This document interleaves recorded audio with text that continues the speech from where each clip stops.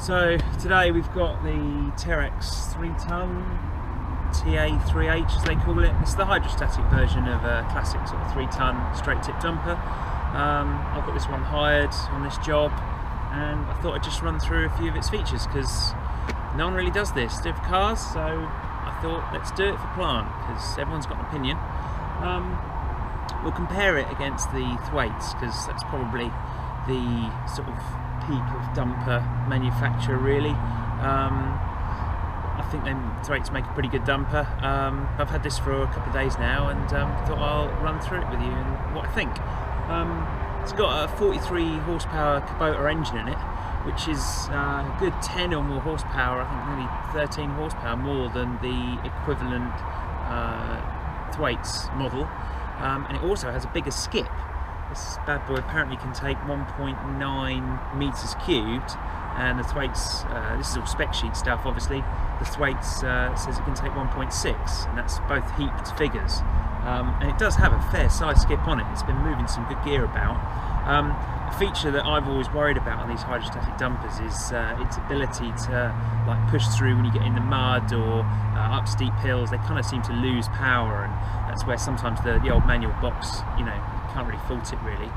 This thing's got plenty of grunt in that respect. We were going up and down some pretty steep hills here and loaded it, you know, you have to have it in the slower of the two speed settings, which I'll talk about in a bit, but yeah, she pulls around no problem really.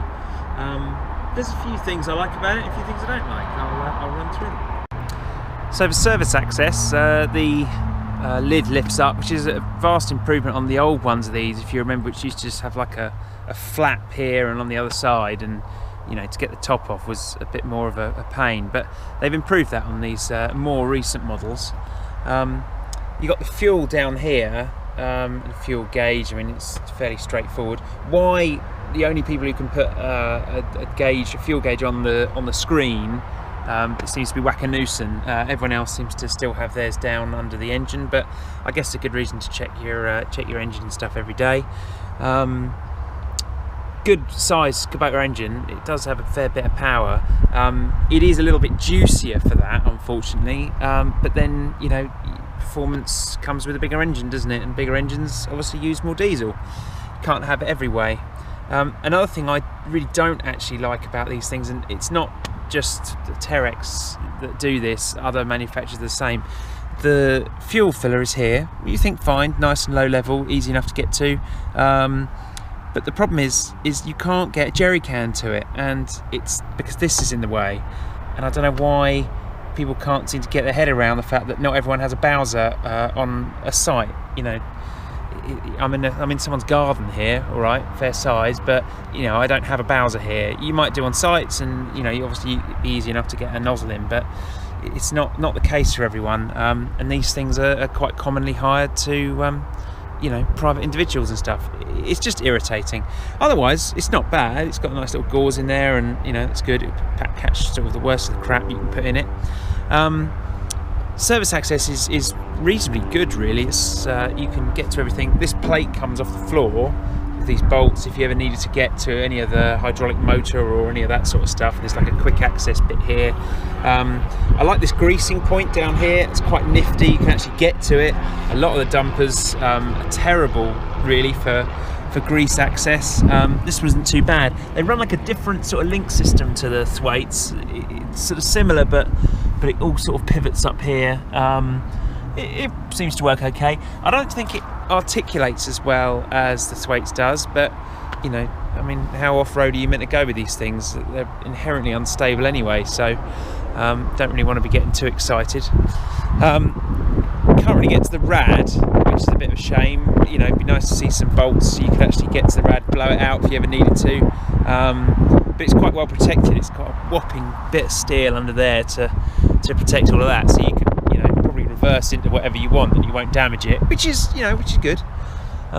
Because they're often operated by idiots, these things, so it needs to be fairly bomb-proof. Easy access to hydraulic tank. Again, I mean, the pipe's sort of in the way of you getting any sort of half decent. By the time you've got a funnel on there, I mean, you're up by the pipe, but you know, cool, whatever. It is only the air filter thing, so it sort of draws its air in from the back, which is again probably a half smart idea. Try and keep it out the way of where all the dust is produced. Dipsticks down here, it's, you know, and it's Kubota engine, so to be honest, you shouldn't really need to do too much to it. This is quite heavy, but it sort of comes down and clips into place on its own, which is handy. It's all gas strut assisted. It's got a roll bar.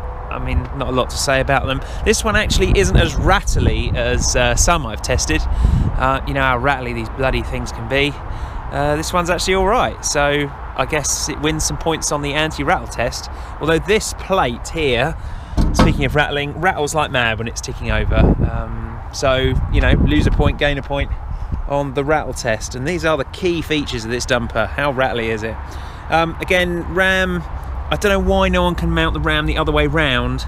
This one actually has had some abuse from rocks and stuff that have fallen on it, and luckily isn't leaking yet, but it's just like, I don't know, no one's come up with a decent solution to that, or even a guard that would sit over here and sort of retracts in as it turns. I just don't understand why no one's solved that yet.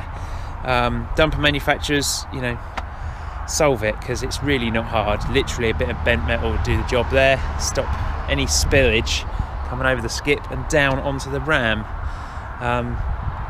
There's nothing to talk about at the front. It's got Spicer axles. I mean, they're all right, everything works. Single rammed tip, but it's only a 3 ton, so, and that seems pretty powerful from what I've seen. It's got plastic mud guards. I'm in two minds about them. It's like there's a picture of a boot, don't stand on it. I mean, that's obvious, it's plastic, but they are actually fairly tough. And I guess if it's plastic, it doesn't rust, which is sort of what Wackenoosen have gone for, really. I mean, lots of theirs is plastic, all of this, and, you know, there's plastic up here and all sorts. So I get the idea. This thing, I think, is fairly well made, actually. Everything is very solid. There's no finesse about it, though. Like, this sort of whole engine box area is just square and big. You know, the cover is heavy, but all of this stuff is good in a way because it'll take the abuse. I mean, if you swiped into it with a digger, which I know I don't, but people do, you know, it would withstand that sort of abuse. So that's good in a way, I guess, especially for hire fleets. This has done 700 odd hours, this dumper, and obviously they haven't been the kindest hours to it.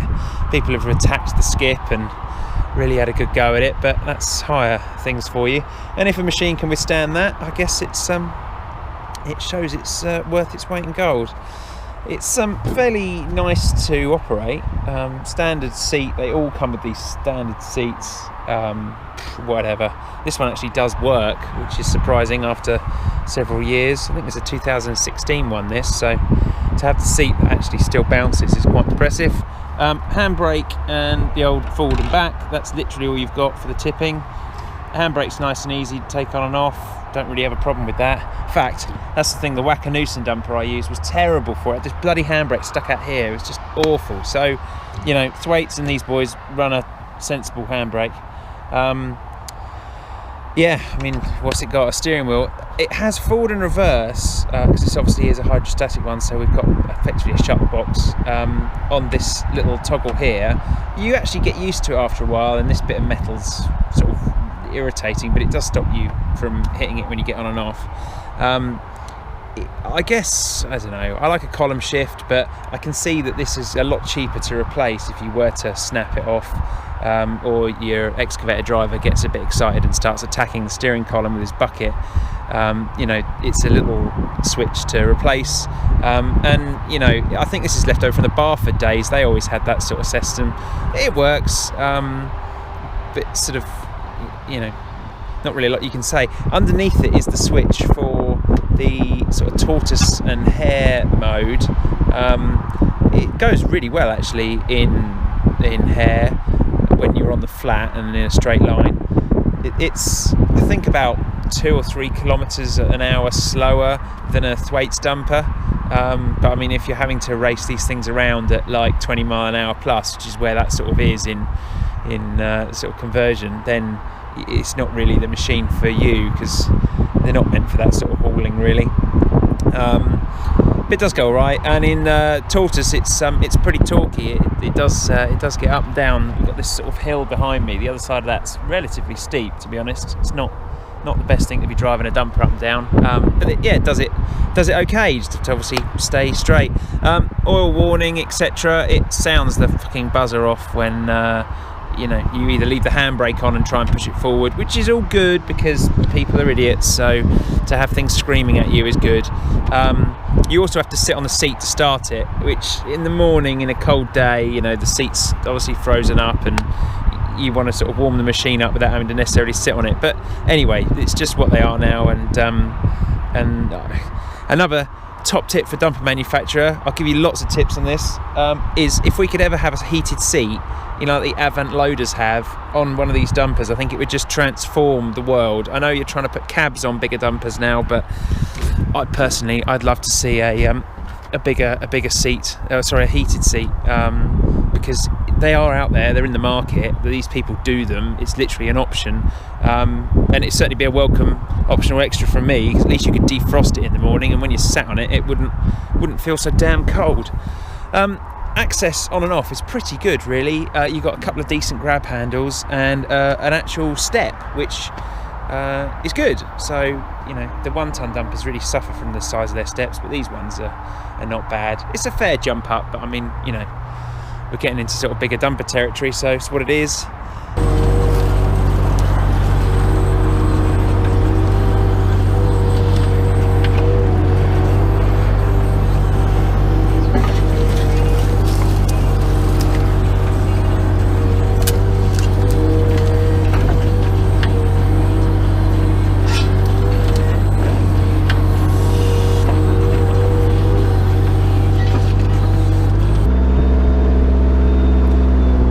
Fun bit.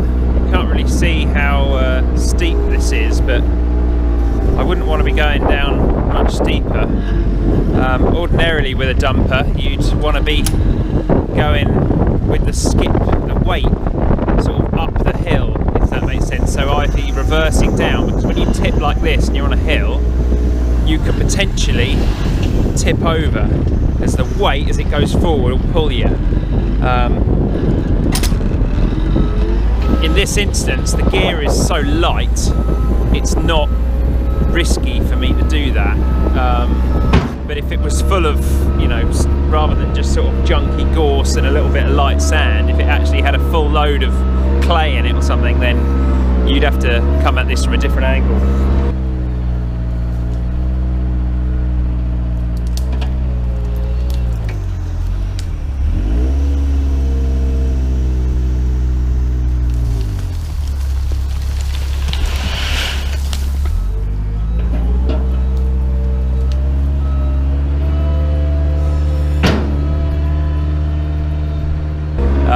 The idea anyway with this job is to kind of level this out. You see sort of how next door's bank is a lot less steep because they filled all this void in. The people who originally owned this house, when they built this bund, which I think is all left over from the A3, when that was all built, which is just literally over behind me there, they built this bund, and obviously the owners made a bit of money out of it because it goes on quite a fair way that way, probably a good 400-500 metres that way. There's a hell of a lot of dirt here, but this was just all left to overgrow, so kind of every few weeks I come in and do a bit of clearing for the owner.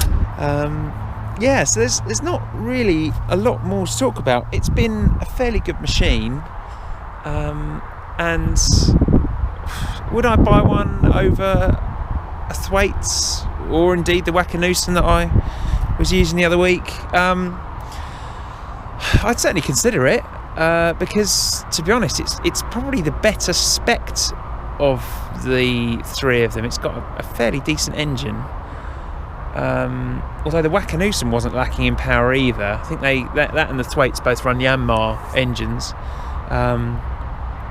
So yeah, I mean, a lot of this comes down to price and your local dealer, doesn't it? But I certainly wouldn't rule one out. There's nothing wrong with it, and it's just a basic, straight up hello, tip dumper. I know a lot of these got made under the JCB name in their latter years, so about 2016 onwards, I think.